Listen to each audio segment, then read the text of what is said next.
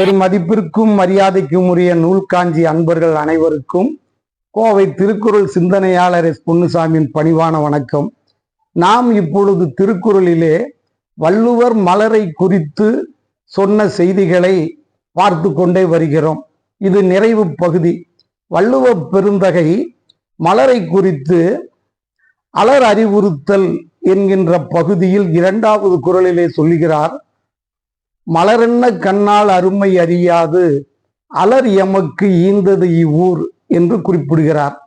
தலைவன் சொல்லுகிறான், இந்த ஊரிலே இருக்கின்ற மக்கள் என் தலைவியினுடைய சிறப்பினை அவர்கள் அறியவில்லை போலும்.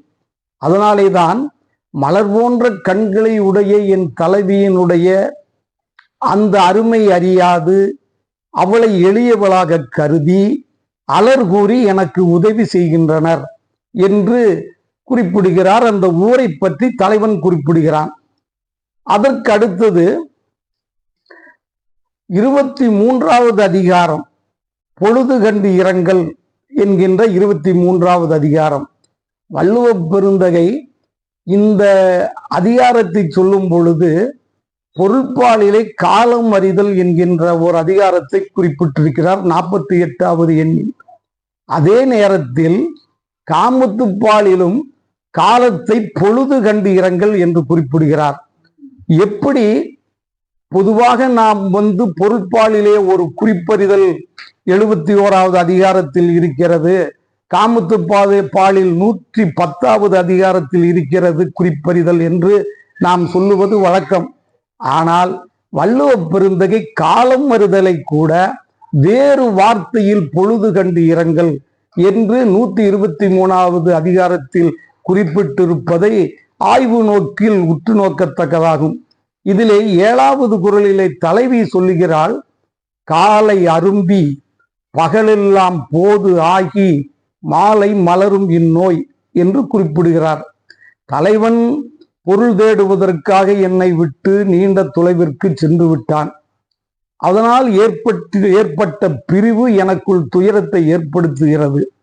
இந்த துயரம் என்ன செய்வதென்றால், காலை பொழுதிலே இது அரும்பாக தோன்றுகிறது. பகல் நேரம் செல்ல செல்ல இது பேர் அரும்பாக வளர்கிறது. மாலை பொழுதிலே மலராகி இது மலர்ந்து உதிர்ந்து விடுகிறது. எனக்கு துன்பத்தை மிகுதிப்படுத்துகிறது. காலை அரும்பி பகலெல்லாம் போதாகி மாலை மலரும் இந்நோய் என்று குறிப்பிடுகிறார். 24வது அதிகாரத்தில் முதல் குறளிலே உறுப்பு நலன் அழிதல். தலைவி சொல்லுகிறாள், சிறுமை நமக்கு ஒளிய சென்றார் உள்ளி நறும் மலர் நாணின கண் என்று குறிப்பிடுகிறார். தலைவி சொல்லுகிறாள், இந்த துன்ப நோயை என்னிடத்தில் விட்டு விட்டு தொலைவிலே உள்ள நாட்டுக்கு சென்ற காதலர் சென்று விட்டார். அவர் சென்றது ஒரு புறம் இருந்தாலும் அவற்றால் ஏற்பட்ட அந்த வருத்தத்தின் துயரத்தின் காரணமாக அவரை நினைத்து அழுது அழுது கண்ணீரானது கண்களிலே வடிந்து கொண்டே இருக்கிறது. நான் நந்தவனத்திற்கு சென்று மலர்களை பார்க்கலாம், நந்தவனத்திலே இளைப்பாரி வரலாம் என்று சென்றாலும் கூட அந்த மலர்களை கண்டால் என் கண்கள் நாணுகிறது. சிறுமை நமக்கு ஒளிய சென்றார் உள்ளி நறும் மலர் நாணின கண் என்று 24வது அதிகாரத்திலே குறிப்பிடுகிறார். 28வது அதிகாரம் அறிவுறுத்தல், குறிப்பு அறிவுறுத்தல் 28வது அதிகாரம். இங்கே தலைவன் பேசுகிறான். என்ன பேசுகிறார்?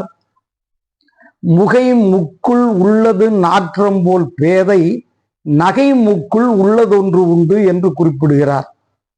அரும்பு தோன்றுகின்ற பொழுது அந்த அரும்பிற்குள்ளே ஒரு மனம் அடங்கி இருக்கும் அல்லவா?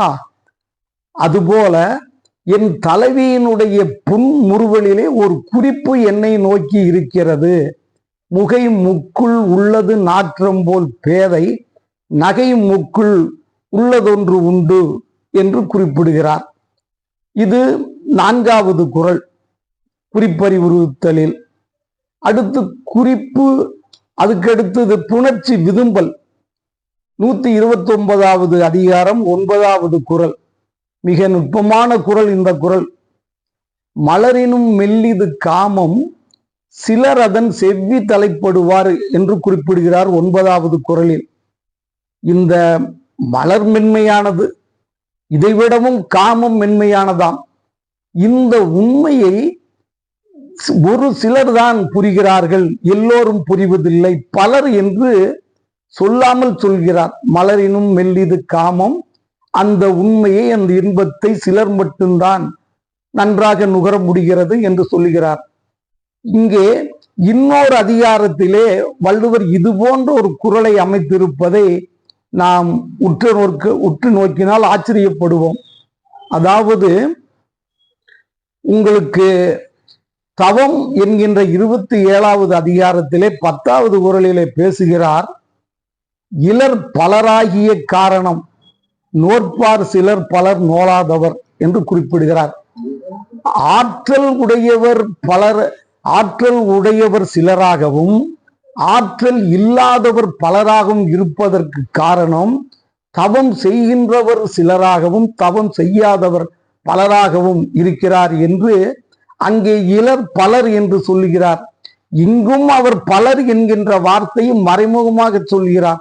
மலரினும் மெல்லிது காமம் சிலர் அதன் செவ்வி தலைப்படுவார் என்று 129வது அதிகாரத்தில் புணர்ச்சி விதும்பலில் 9வது குறளில் குறிப்பிடுகிறார்.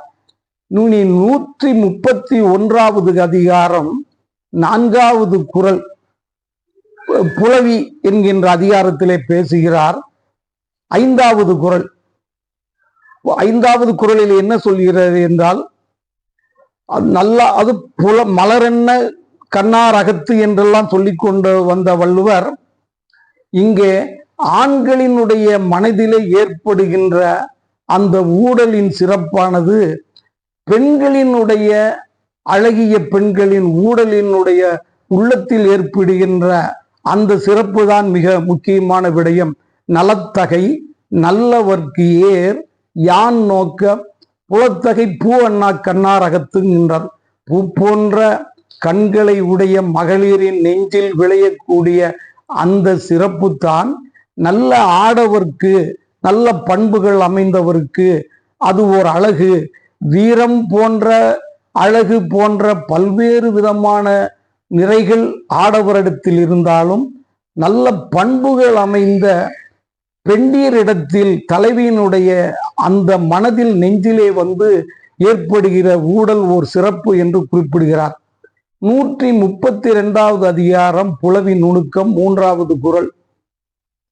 இந்த குறள் மிக முக்கியமான விடயத்தை குறிப்பிடுகிறது. கோட்டுப்பூ சூடினும் காயும் ஒருத்தியை காட்டியே சூடினீர் என்று குறிப்பிடுகிறார். தலைவன் தலைவி இருவரும் ஒரு புறத்திலே நடந்து கொண்டு சென்று கொண்டிருக்கிறார்கள். அப்பொழுது தலைவன் வழக்கத்திற்கு மாறாக ஒரு குன்றினிடத்திலே வளர்ந்து வந்த ஒரு மரத்திலே இருக்கின்ற ஒரு மலரை பறித்து தன்னுடைய மார்பிலே சூடியிருக்கிறான்.